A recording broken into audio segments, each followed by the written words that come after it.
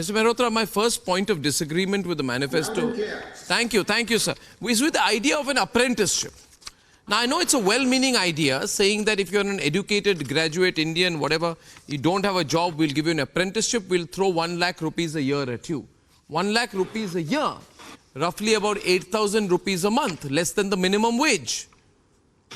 Indians need jobs. This is a halfway house in my view. It's not a promise of a job. It's not the promise of employment or increased employment. The Congress party is saying we will increase the number of internships and apprenticeships. And we'll work with the private sector to create them. I don't think this helps, Mr. Mehrotra. It's a halfway house, don't you think? Sir, the youth unemployment rate for 20 to 24-year-olds currently is 44%. This is not meant for the children of English-speaking parents. This is meant for the vast majority of our young who are finishing a 1-year, 2-year diploma. Everyone here is a graduate. This is not meant for postgraduates. This is meant for those who have a 1-year certificate, a 2-year diploma, or 3-year degree, and they will have a pathway to work. The vast majority in this country do not get a job for more than 5,000 to 6,000 per month. I work on this data, so I'm afraid I'm aware of this a little bit more. This is not for your English-speaking children. This is for the vast majority. And this will provide a guarantee which is already there in the 1961 Act, but has not been implemented by governments.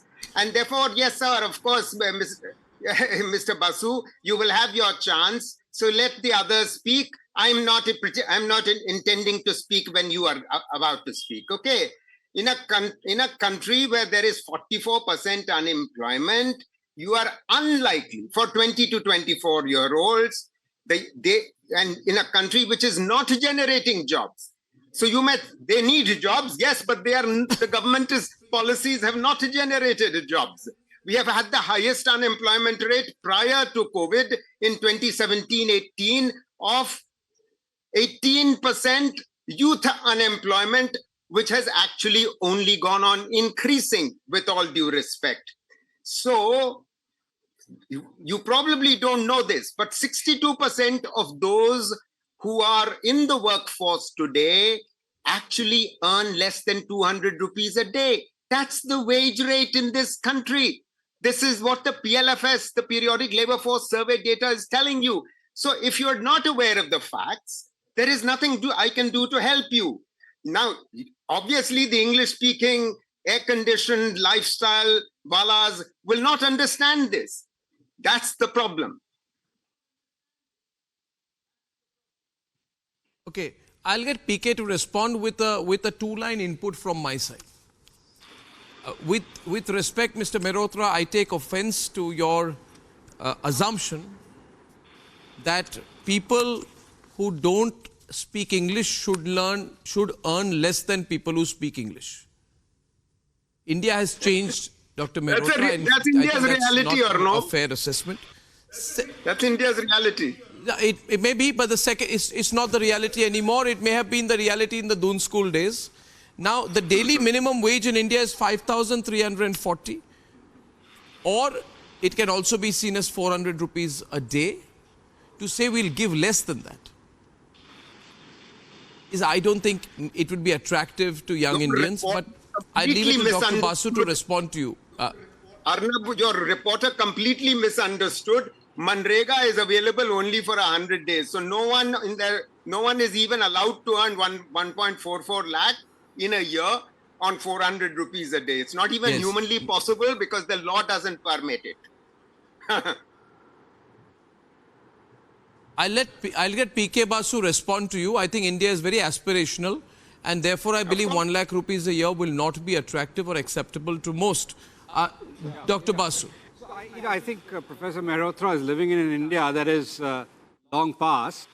Oh, really? So 1 lakh rupees a year, domestic servants even in Kolkata earn more than that. So I don't think that an aspirational Indian will be looking for a 1 lakh rupees a year job as an apprentice or as an intern.